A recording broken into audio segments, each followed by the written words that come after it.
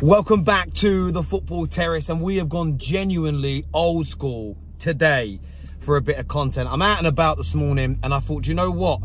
I'm going to go back to the origins of the Football Terrace and, of course, go back to the car cam, as I always used to do. Remember people to hit the like button and make sure you're subscribing. And to anyone crying, I pressed the record button before I took off.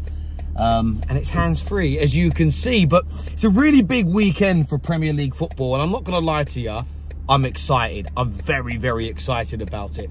And I wanted to start off and talk first about my club, Manchester United. Because we've been under a lot of pressure at the moment. And we're going to this game against West Ham tomorrow. And I'm getting a lot of stick. And I understand why. I do get why. Because a few weeks ago, I'm talking about sort of being happy that Manchester United lose. And a lot of that was being said in the heat of the moment. But also against the backdrop of me thinking that the end was very, very close for Ten Hag. And as much as he has tried his hardest, as much as he's won us 2 trophies, I sort of believe that I feel like he's come to the end. And because I thought it was close, I just felt that a defeat, although it goes against my truest desires and wants around Man United, I thought it was the best in that scenario that would lead to him going.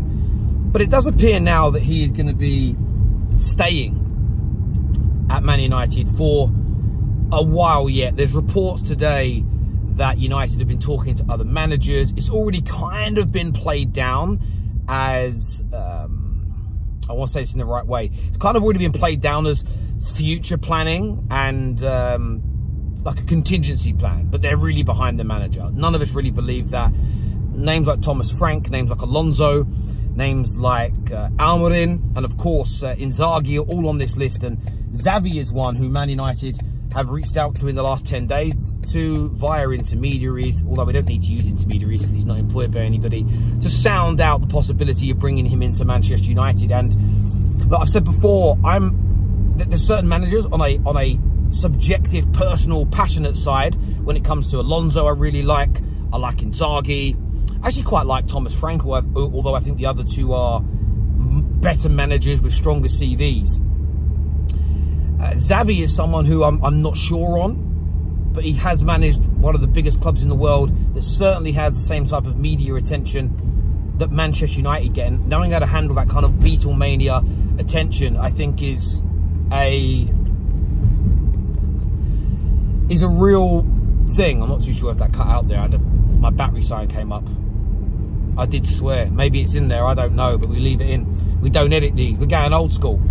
So look, I'm not 100% sold on any one particular manager. And I think the reason for that is because although I'm still putting faith in Ineos fixing Man United, they definitely made a mistake in keeping Ten Hag, or it appears so as of right now. I'm just remaining open-minded. I am not going to marry myself to one particular manager or one particular style or one particular ethos and say, this is what we need to fix this. I don't necessarily think it's as clear-cut as that. So I'm very open-minded. But what is really intriguing now is how the squad and how the players and Ten Hag himself sort of react to the news that Man United have been talking to other managers. I think that is going to be really interesting this weekend when we play West Ham. Will that inspire the players to work harder, run harder, stay in shape, deliver more for the manager? Could this be seen as the end is near, and if we lose today, maybe he is gone? Will the manager know that he is a dead man walking and sort of have another galaxy brain moment and play Baswari in the 10 again, or I don't know, put Højlund in as a centre-back and sort of sabotage? I remember Jose doing this when he started playing Scott McTominay as a centre-back, and then in the pre-match reaction against West Ham, ironically, then started talking about how great their centre-backs were, and I didn't get what I wanted in the summer. So I sort of look at this situation and think to myself, I'm intrigued about the game. The manager links are interesting, but I want your thoughts and I want your feelings and opinions on that. The other game that I'm excited about is Chelsea versus Newcastle. Chelsea getting a lot of praise at the minute, and I've been called out in the comment sections, and I do love it. There was an Arsenal fan that came in and said, I don't trust Terry anymore. And I thought, oh, What if I'm so excited to see what he says. I'm so intrigued to know what it is that he says, what it is that I've done, what it is that has frustrated him. And he said to me, in the comment this was, you can already see Terry now is going to leave us Arsenal fans behind and start twerking for Chelsea and stop praising us. The narrative is clear. And I did laugh. It made me kind of belly laugh when reading. I do read the comments, I do interact with some of them. My admins and people that work for the Terrace also do. But it made me die with laughter, genuinely, bona fidely, to my core. Because I know that people say that I have always making content for Arsenal fans because they like the views and they like the validation. He's doing it for clicks. I mean, every bit of content I put out there, I hope gets views. I hope that the title is attractive. I hope the thumbnail is attractive. I hope that my current subscribers, or 400,000 of you, want to watch the video. And then I hope that lots of people passing by see it and go, hang on, let's go and have a look at this one. I do hope that. Not ashamed of it, stand by it, never going to change. It's why all YouTubers make content, for people to watch it. But I've always been this unbiased, and I'm not changing my stance on Arsenal. I still think they're a very good team. I don't believe in a lot of the narratives that are being spouted about them at the moment in the media. But that isn't going to stop me praising Chelsea, who I think are on the comeuppance, who I think are improving in a very, very, very good way. I'm going to remain sort of true to myself in that regard and say what I think and say what I feel. So I'm standing by it. And I'm kind of excited about this game as a neutral stroke rival, but as someone who is not emotionally invested in the game. I'm looking forward to seeing Chelsea's bounce back from the Liverpool defeat. Of course, they won midweek against Panathinaikos, but of course, heavily rotated team. Panathinaikos are not Newcastle level; they're not Premier League level in my personal opinion. I think they'd be a team that would be in the bottom half if they were. And Newcastle were a team maybe with a little bit of a point to prove. Their fans are pushing back against this notion that their owner might sell, etc. So I'm intrigued by it, but I think Chelsea are going to batter them. I think Chelsea are going to put 3 goals past them. They might get a consolation goal. They might even score first, but it will appear a consolation goal by the end of the game. And I think that Chelsea are going to really stand up this week, and they're going to send another message to any of their doubters, another message to people that think they're just sort of having a bit of a flash in the pan and a purple patch, and that the praise is a little bit premature and unwarranted. I don't necessarily think that it is. But look, as I say, the Chelsea game's going to be intriguing. I think they're on the way up. I think Enzo Maresca is doing a brilliant job of bringing Clearlake and Todd Bowley's vision to life. And I've never really had an issue too much with their vision. I think they've made mistakes within it. I understand why they bought so many players. Never really criticised that if you go back and watch my content. What I did criticise is I didn't think they had a mature enough core. They addressed that in the summer with the Tossins and the Netos. Sancho, as an example, and I'm probably forgetting other names. Dewsbury Hall coming in. They went out and bought those players 23, 24, 25, 26. Slightly older age. Same profile, but older.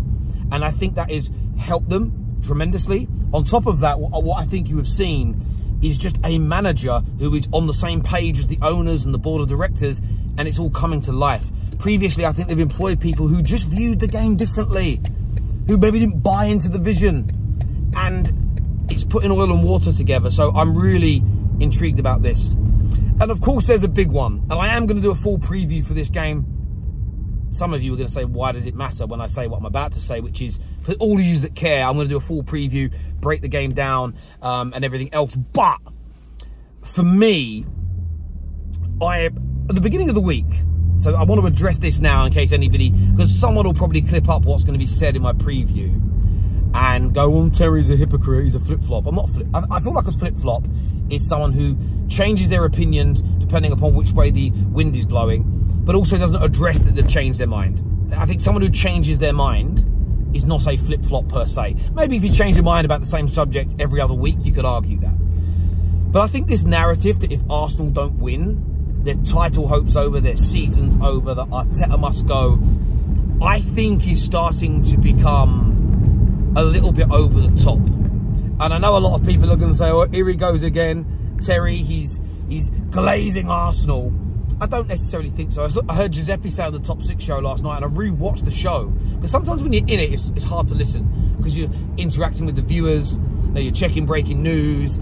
Sometimes I'm just making sure my stream still works, because I haven't got fibre yet where I live, but we're getting it installed soon. And it's one of those things where I just think to myself, I heard Giuseppe say that if Liverpool don't win, it's going to show him that they can't win the league. And I know Arne Slot has said that to win the league, you've got to beat these top teams. He says Man United, Arsenal, City, and that away from home. And I understand, look, if you beat them all away from home, your chances of winning the league are going to grow massively. But equally, just because Liverpool don't beat Arsenal, just because Arsenal don't win this game, I don't think it necessarily means the season is over.